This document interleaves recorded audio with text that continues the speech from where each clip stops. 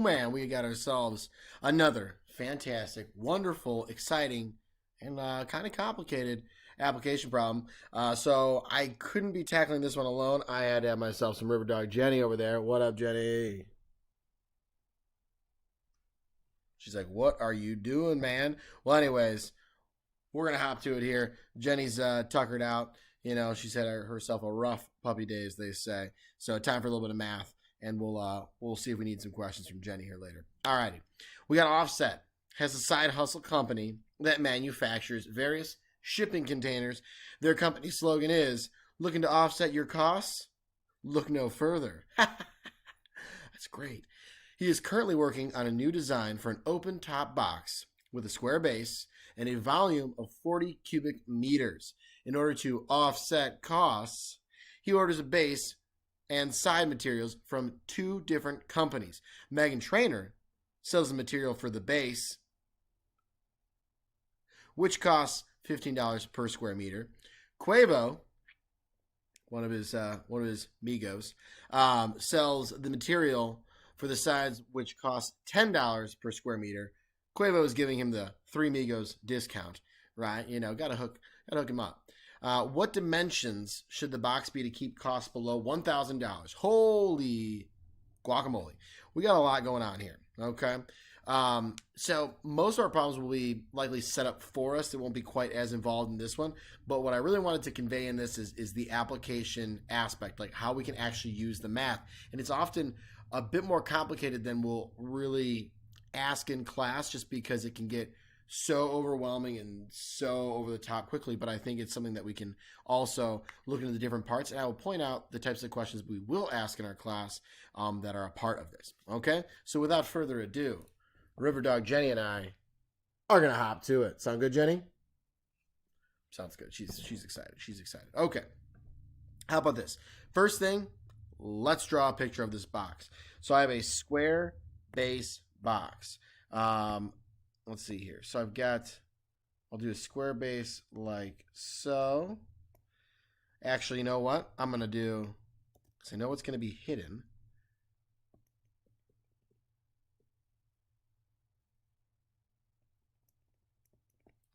Okay.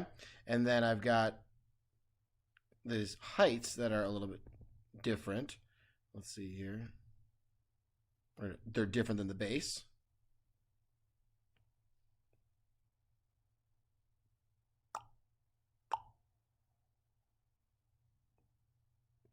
So this one is open top. That's why I stopped drawing that one, so that it'd be like, hey, and now it's hidden. Okay.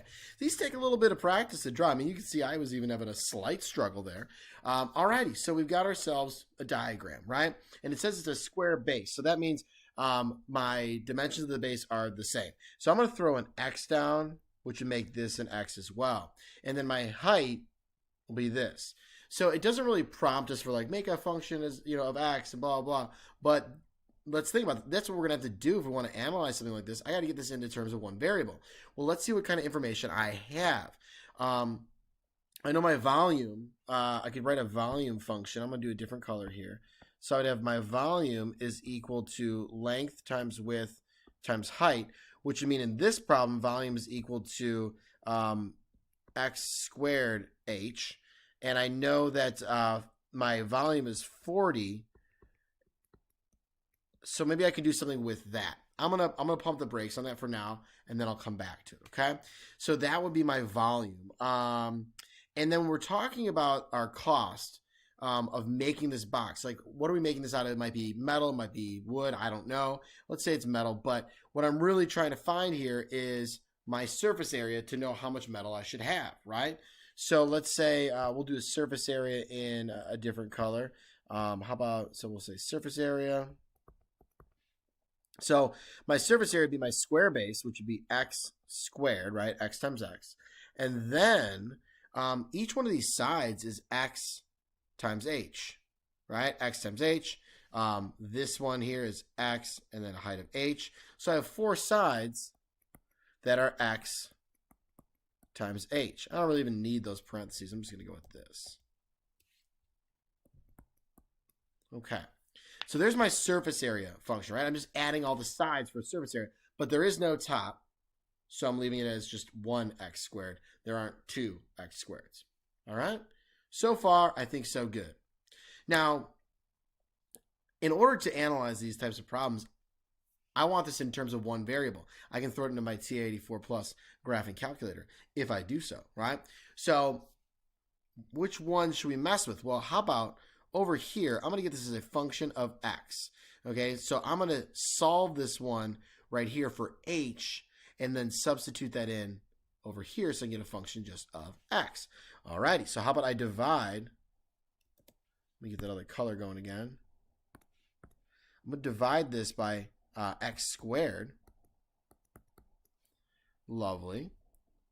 And then that would make h is equal to 40 over x squared. So now let's start forming our real awesome, fantastic surface area as a function of x. I'll just call it area as a function of x.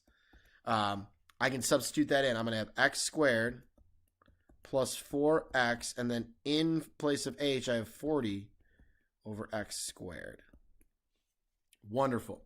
So something we've had you guys do is, and I think we've done it before, is writing these, right? Writing the equation. That was from our polynomial unit. Okay. But this is now, well, let's simplify first, but I'm thinking we've got ourselves a rational because we have something in the denominator. If I do so, I'm going to have a of x is equal to x squared, and then I got 160. The x will reduce, so I'll have 160 over x. Now, I don't have to do that to use this, but I decided to do a little bit of simplification. I'm happy with that right there, okay? Okay, so there's my area as a function of x. Awesome. I do indeed have a rational, and this is actually going to have an oblique asymptote, you'll see. That's fun. Woo! Awesome. So now I'm going to head back into the problem, okay, because I want to double check some things.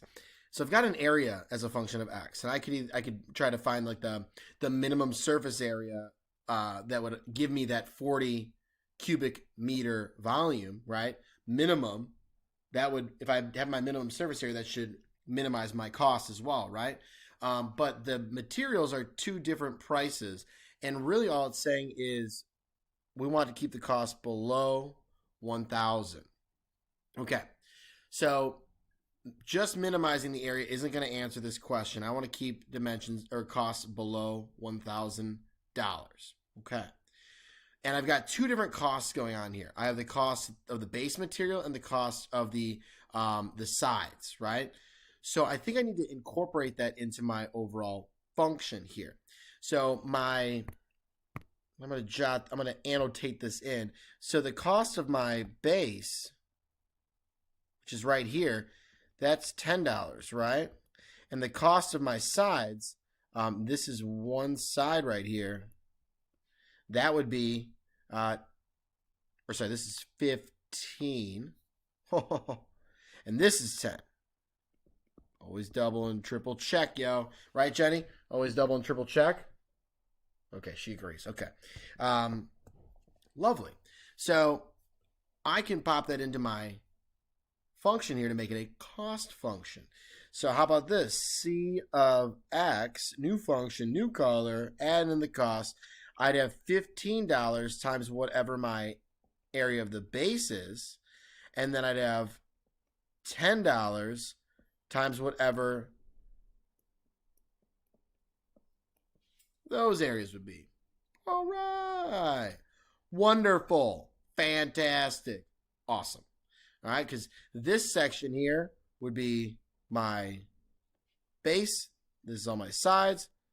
Base, sides, base, sides, right? And then I can pop my costs in accordingly. All right. Jenny has left me, and she now wants to go outside, I think. But that's all right. We have math to do, and then we'll go outside. All righty. Okay. Let's see here. I'm going to do a little bit of cleaning up here. So I got 15x squared plus, and then I have, we're going to pop another 0 on there. 1600 over x. Awesome. So this is now my cost function. I want to know when is this cost below $1,000. I think it's time to bring out the graphing calculator. I'm going to pause it while I plug it in. You do the same. Alrighty, so I've got my function plugged in there, 15x squared plus 1,600 over x. Wonderful. And we want to keep the cost below 1,000. If we remember from past problems, that means that I'm going to throw in another equation of a horizontal line that is 1,000. That way I can find where it's below that in this case. Oftentimes we want to be like above in profits, but we want to be below in cost. So those words are important, right? So I'm going to hit zoom, and then we'll go with fit, which is 0. And let's see what the calculator gives us. Come on, big money, big money. All right. Well, it's not too bad. Okay, it's a little hard to see that 1,000, right? So I'm going to need to make some adjustments. Let's do that. Window. I'm going to go ahead and, wow, 30,000. I am in no, I'm not really looking that high up, right? I'm going to be generous and even just go like 5,000. And then for this, I do not really care about this. I'll keep a little bit. Just, I don't know why, aesthetics maybe. I feel like I don't want to completely negate it, but we really don't need anything below there. I feel like I just usually like to see my axes, so that's why I threw that there. All right, that looks a lot better, right? We can see what's going on there. We can see our intersections. Awesome. I mean, I could even have brought it in a little bit more, but I think this will do for us, okay? So I want to find out when costs are below, which is this portion right here. And you know what? I'm actually going to zoom in a little more just so I can write on it and stuff. All right, so here's my new window. I adjusted the X max to 15, and I adjusted my Y min and max in case you want to replicate it. And that's what I have for my graph. Okay, so I'm going to screenshot this after we get some numbers here, okay? So I have... I want to find my intersection points, right? Because it's when it's below, that's when the costs are below 1,000. Okay, so let's go ahead and do some calculations. I'll do the first one together, and the second one, I'll pause. So I have intersect. So I'm first curve, that's just my first equation. Boom, and now I got my second line. And then I'll hit enter again, and voila. I always have to make sure that it is on that intersection. I want to make sure that it's there. So I've got 1.6698. So if I'm rounding to 3 decimal places, that's actually 1.67 because the 8 would round the 9. So we end up only having 2 decimal places there in that one, comma 1,000. So let's jot that down, a 1.67. Okay.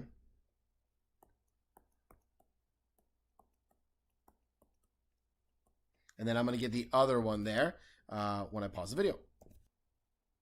All right, for this one, I got 7.2009, so that 9 would round the 0 up to a 1. So 7. Woo.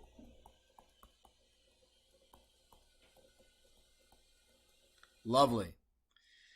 That was the ice maker, if you heard that. I was making some more ice here. So those are my 2 ordered pairs for when that when that function is below, right? So what does that really mean here?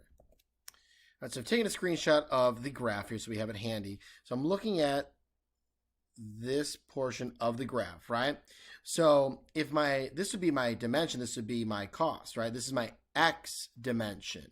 So it's just the dimension of the base. So right now, in this scenario, I have, I'm going to go with another color here. So I feel like we've been using this one for a while. I'm going to go red. All right. So I'd have one set of dimensions could be 1.670 by 1.670. And how would I get my height? Well, I would plug it into my function right here. So let's do that. So when I plug in 1.67 in for x into that height equation, I get 14.3425, so 14.343. These are all meters. So we're talking about cubic meters. And then let's do the other one here. So I would plug in, or so I'd have 7.201 by meters, 7.201 meters by, and then we got to go ahead and plug that in. And voila, there we go. We get 0.77139, so 0.771. So we have quite the vast range here of sizes for our box, right? We can have a base that's 1.6 by 1.6 and anything up to 7.21 by 7.21, and then our height would obviously be adjusted accordingly to fit this cost of below $1,000 to manufacture it. But realistically speaking, like, you know, so even we could have, like, say 3 by 3 by something, we would just plug into our height function to figure out that height, right? That would fit that mold, that would give us that volume. If I multiply these three together, I end up with 40 cubic meters. And same with these three, I'd get 40 cubic meters. Although it's going to be slightly off because we did round these final dimensions. But this would be our range here, right? Anything between these, or our domain, so to speak, I guess, since we're talking x values, but between these numbers, right? And then substitute into this function to get your final height. Really, I think a company would be more so focused on the minimum cost while maintaining that volume there. So you would likely just be trying to calculate your minimum, but perhaps they wanted to have a range of them of it's going to be this volume. We're going to be restricted by this cost. We want to keep it under $1,000. We want to make sure it's 40 cubic meters, but really then the sizes can vary, but they're still fixating on those two things. Volume of 40 cubic meters, cost of below $1,000. The actual shape of it can vary based on what the customer wants, but at least they're going to keep those two pieces under control. Okay, so it just really depends on what the problem calls for, but we're somewhere in here with these, and although that's not like one single answer, again, like I said, it could be, there's a lot of different answers here, but really when you think about it, that's kind of how the world works. Usually there's not like one set solution. We're going to say, hey, something between these, okay? If you're going to go with a 1.670 by 1.670 base, your height's going to be this. If you're going to increase that base, you can't go over a 7.201 meter base because then you're going to exceed that $1,000 cost, okay? There we go. I like it. We have just helped offset some future costs for not only his company, but also other companies. That was awesome. I had a great time. I think Jenny had a great time. She even came back, didn't you, Jenny? There you are. All right. Well, we're going to go play outside now, and I hope you guys have a fantastic day. America, freedom, rock and roll, Costco, and River Dog Jenny. All right?